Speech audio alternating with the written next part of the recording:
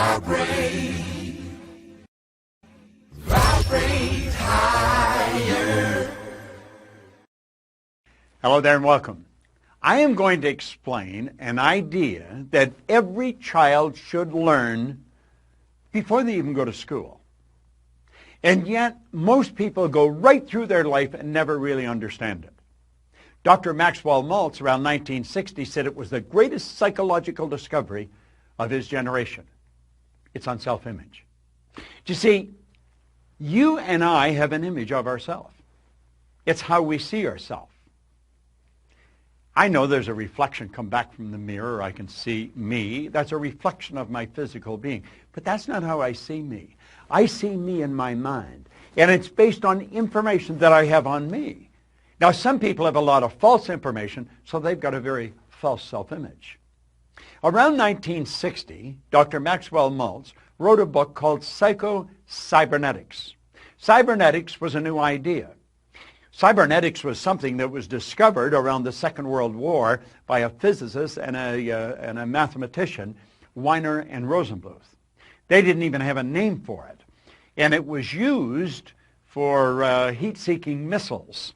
And they pointed out that cybernetics is the science of control and communication in the animal and in some machines.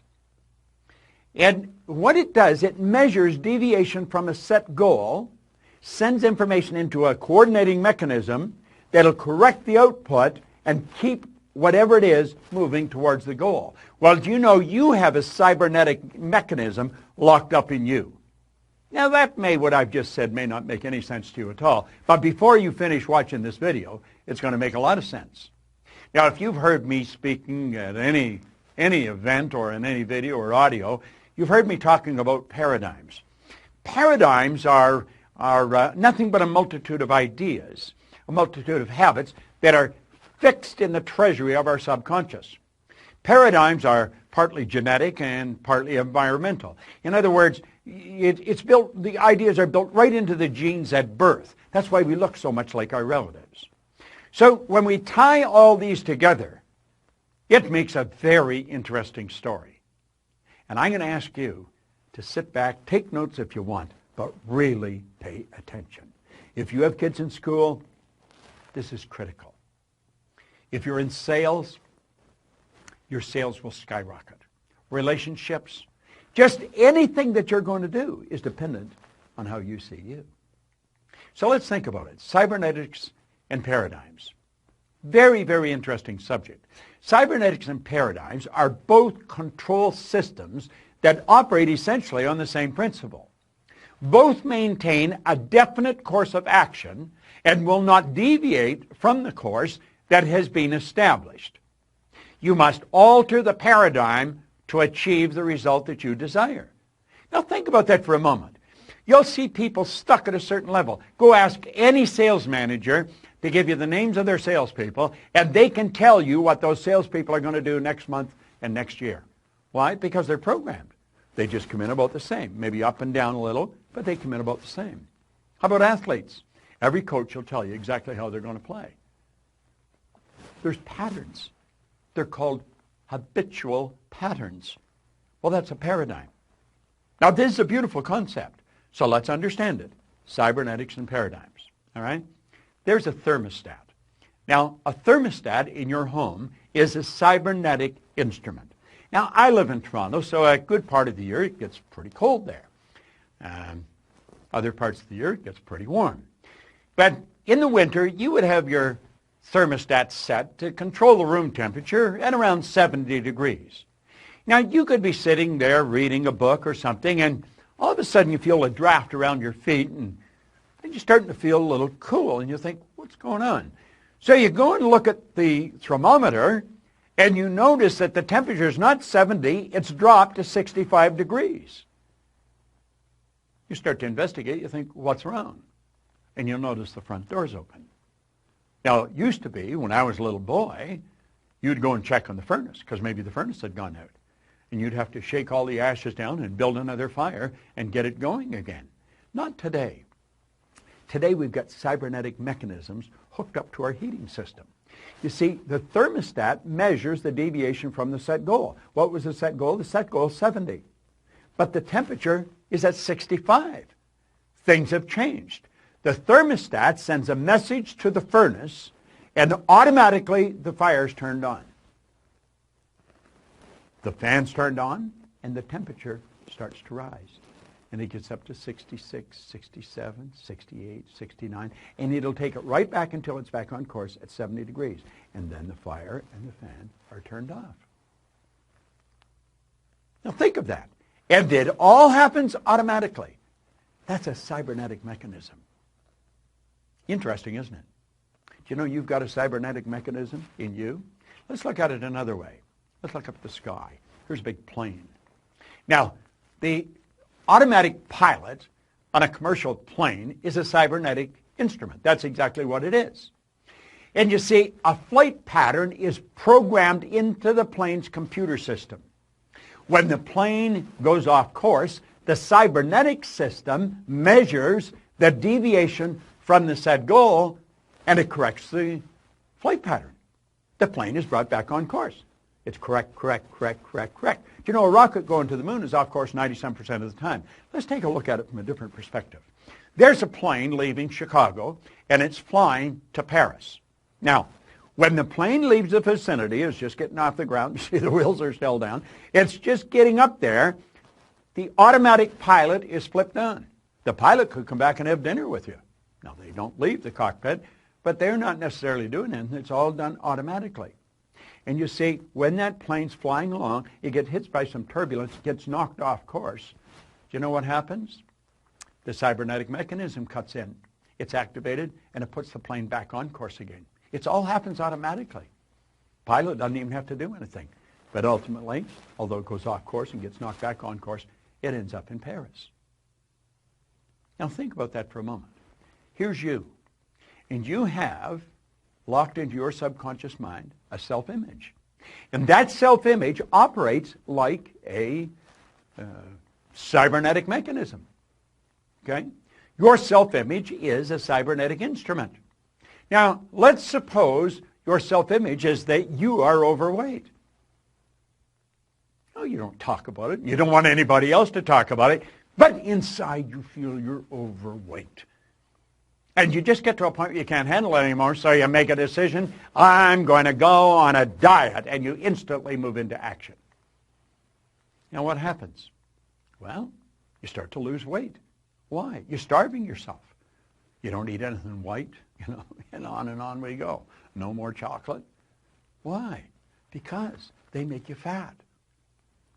That's not what makes you fat. It's the image that makes you fat. If you had a skinny image, you could eat all the chocolate in the world. You just pass off what's not needed for the manifestation of the image through your eliminative system. Eliminative system is one of the systems in your body. Now here's the point.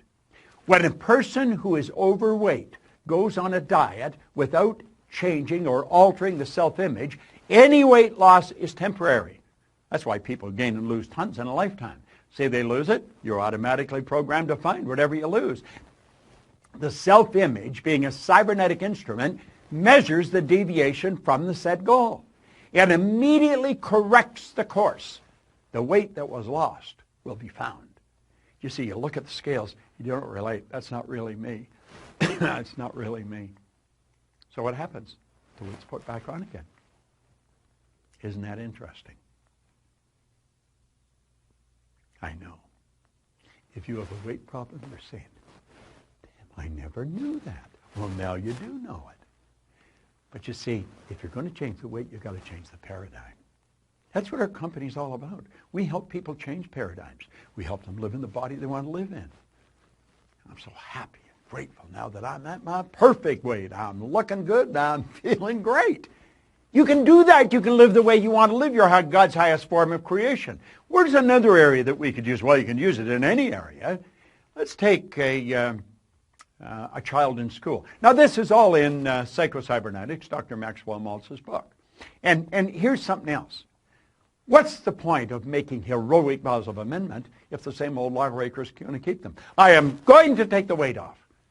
But you don't change the lawbreaker, the paradigm. Emerson was right. of what use to make heroic vows of amendment if the same old lawbreaker is going to keep them? Let's look at a student in school, all right? Now, there's the subconscious mind, okay? And the student, the image, child has an image. You see, the child's self-image is a cybernetic instrument. That's exactly what it is. And the child has an image of poor grades. This is biographical, by the way, because that's the image I used to have. And I got them. Sure did get them. And you see, when a person is receiving poor grades in school, it's an expression of a self-image. It's the self-image they hold that they're expressing. The person believes they are not very bright. They, of course, receive a report card that reflects the poor image that they've got. And they take the report card home, and there's trouble in River City. I mean, I lived with this all the time I was in school.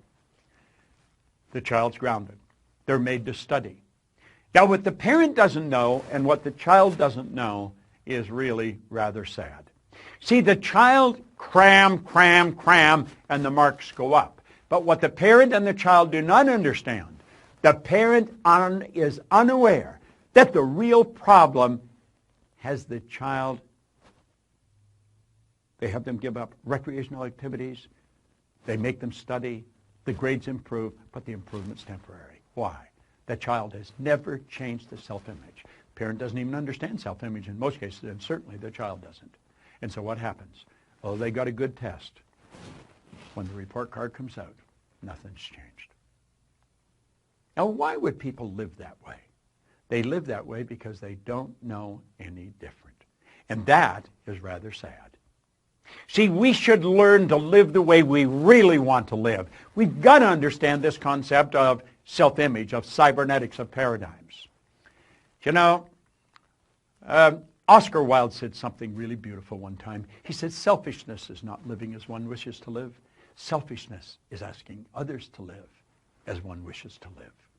You've got to develop the courage. You've got to develop the awareness, the wisdom to live the way you really want to live. Life is very short, and it's over very fast. And you can have, do, or be anything you want. You're God's highest form of creation. If you really want to check in to programs that will change the course of your life forever, understand this. Myself and my associates in our company spend all their time studying this. I have personally been studying it for over 50 years. We have some of the best programs in the world. Some of them run for a week, some run for a year, some run for an hour every day. But I'll tell you this, they'll have you running in the direction that you want to go for the rest of your life. Leave us your information. Let us talk to you. And absolutely refuse to spend another day living the way someone else wants you to live, so that they're going to be happy with you. See, most people live the way they think other people think they should live. At the very best, that's got to be a bad trip.